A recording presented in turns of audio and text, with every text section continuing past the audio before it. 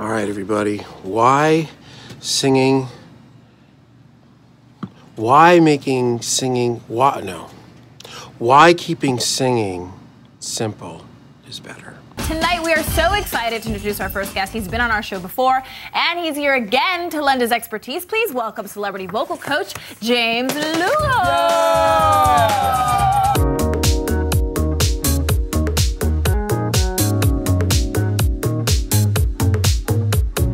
Hey, everybody. I want to thank you guys for coming today to another episode of Ask James.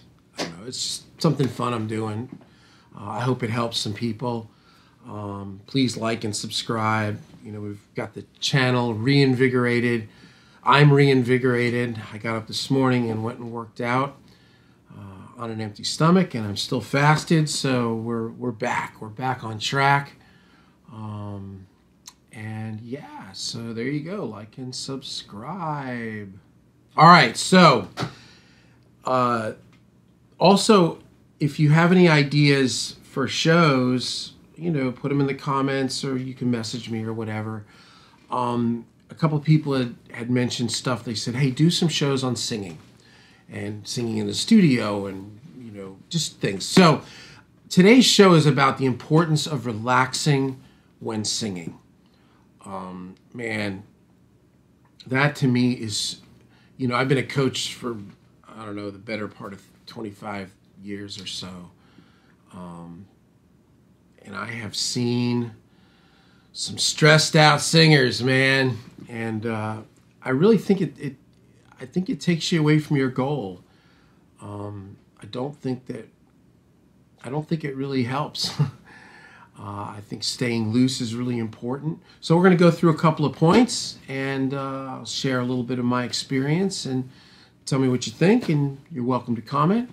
If my dad was here, he would say, son, say something nice. If you don't have anything nice to say, don't say anything at all. But you don't have to say anything nice. You could say something mean too. All right, so let's see. I've got my little cheat sheet.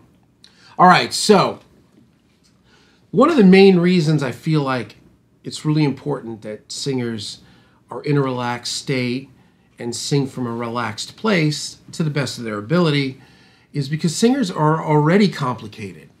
You know, a lot of singers are already, you know, they already have some train wrecks and some stuff going on inside. And a lot of times they already live in their heads. They think a lot, and, you know, they overanalyze things, and some of them get really emotional. And I think if you're too stressed out, it just keeps you too far in your head. You know, when I was a kid, and Mariah Carey broke in the kind of mid '80s, late '80s, I remember seeing a show that she was on. It was Mariah Carey Unplugged, and I think it was from the second record. She was about 21 years old. It was when Vision of Love was released, and she was the hottest singer on the planet. And I mean, she was at the time. She was pretty much it. And I remember watching her Unplugged video, you know, the MTV Unplugged, and something that struck me was that at no point did she stop moving.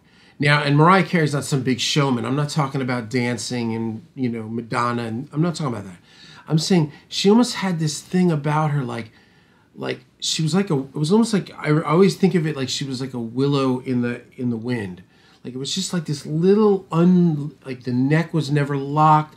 The jaw was loose. Her hands were loose. And she just had this flow. And if you ever get a chance to watch it, it's Mariah Carey Unplugged, MTV Unplugged from probably 86, 87, something like that. Man, she just was killing it, man.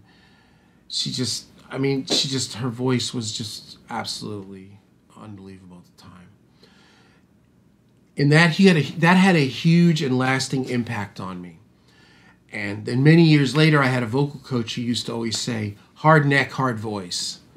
You know, so basically, you got to stay loose. So this to me is so important. Now, for me, I'm 53 years old. I sing hard. Like this week, I'm doing this tribute to AC/DC with these guys at a club out here in Nashville, and I have to sing "Shoot to Thrill."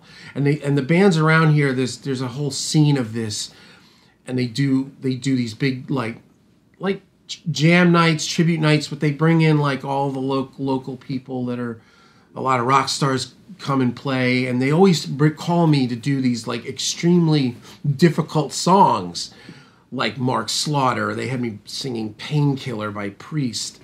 Now "Shoot to Thrill." So it's always this like stuff through the stratospheres, super high, Def Leppard and Iron Maiden and screaming. So the only way that I can sing like that is to stay loose. If I get tight, it just doesn't work. And for YouTube, you can't play like licensed music, which makes some of this hard. But I'll tell you guys to do something. You know what I'll do? I'll put the link in the description. It's on YouTube, and whether or not you like Ronnie James Dio is irrelevant. Just bear with me on this.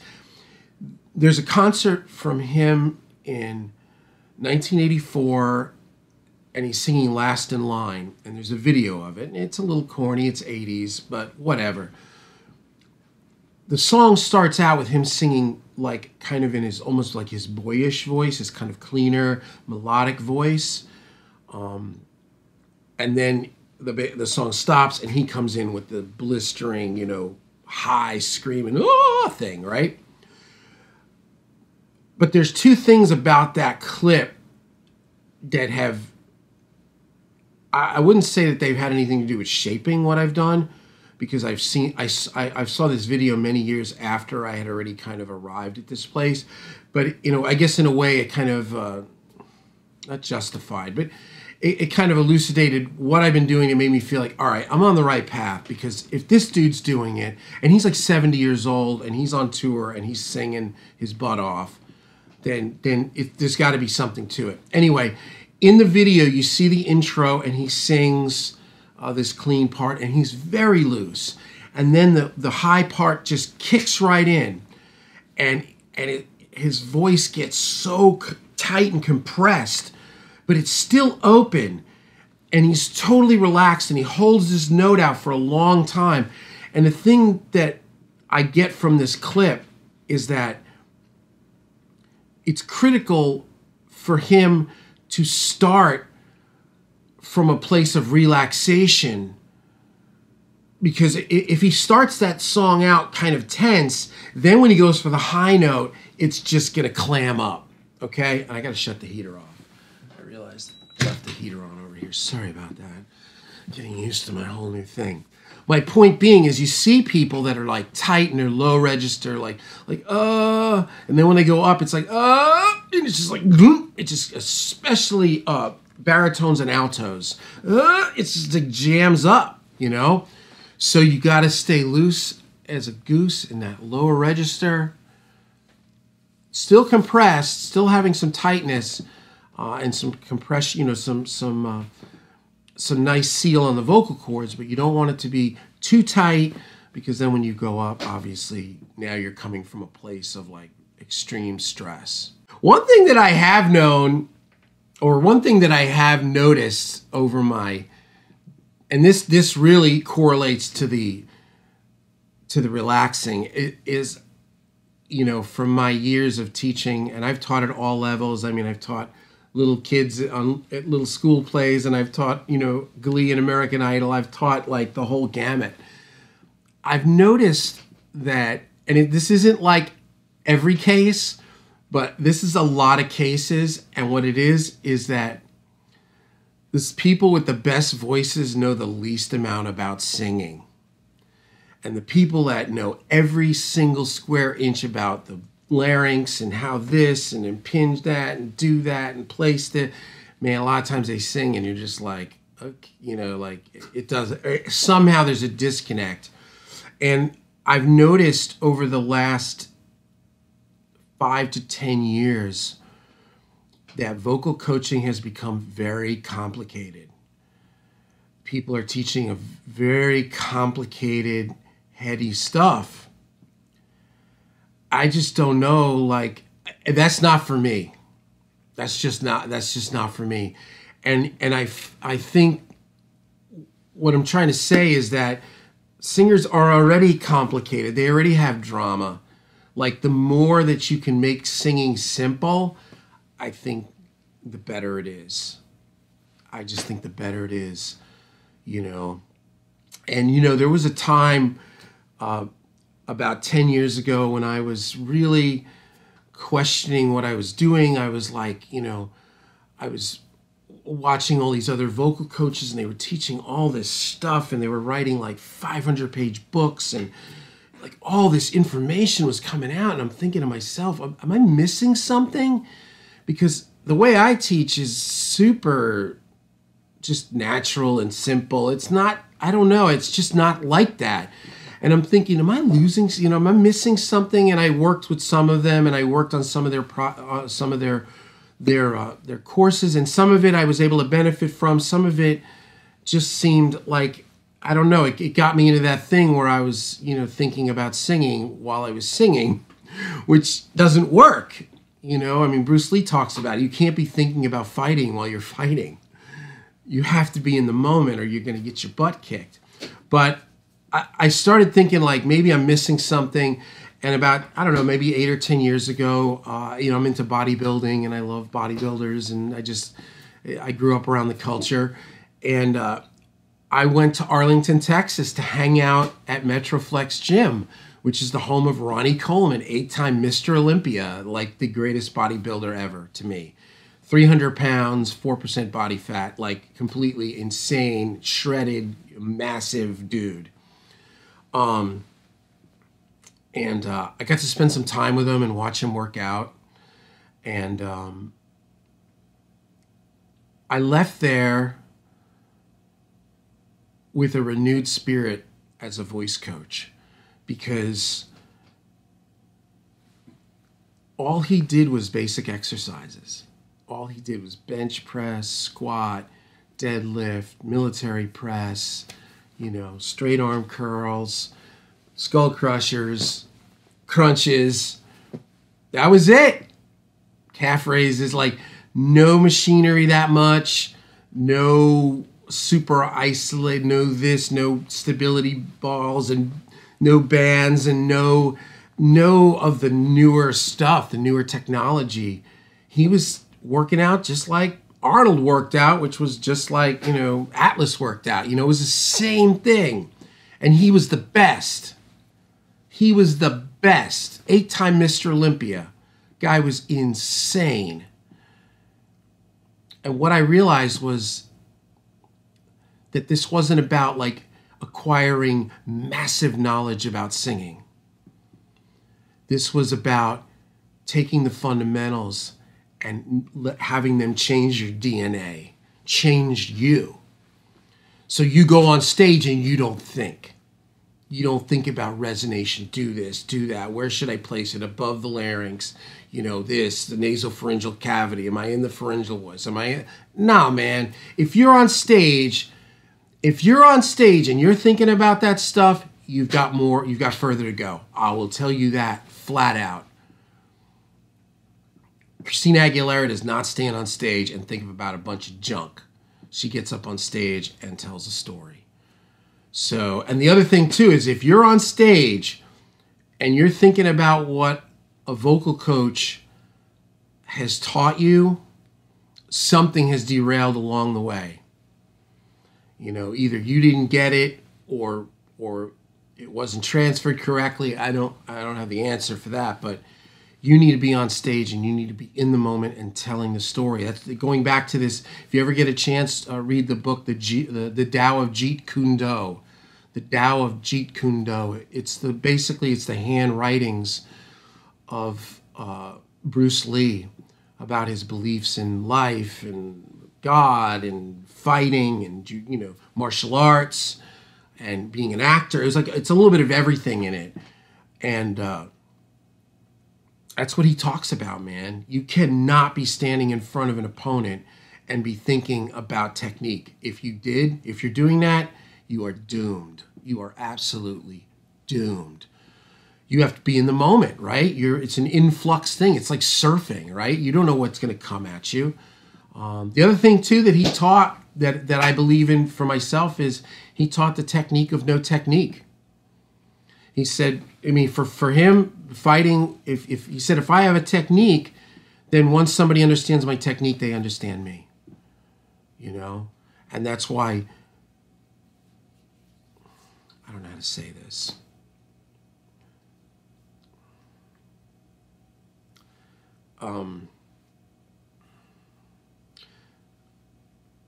If somebody imposes their will on if somebody's coaching somebody and they're imposing their will on them as far as making them sound a certain way, chances are they're doing the same thing to everybody that they teach, and there's a chance that everybody that takes from them has a similar sound, and you see it. And you know, anybody that's in the world of vocal coaching knows it. I'm not mentioning anything past that. I'm going to leave it at that. But we'll leave it at that. Oh, look, he closes his arms up. He's becoming mysterious and closed off. Okay, so anyway, that's it. Stay relaxed, especially in the studio. Stay loose. The studio can be weird. If you're getting ready to get in the studio, if you got a little USB mic and some headphones, I'd start singing on them. Get accustomed to headphones. If you're going to be a professional singer, you have to be able to sing with no external energy and headphones on. If you come into the studio and are like, "Oh man, I don't know. It's like I'm used to my band and you're a poser." So get with it. Do it. I'm telling you, do it. Start practicing.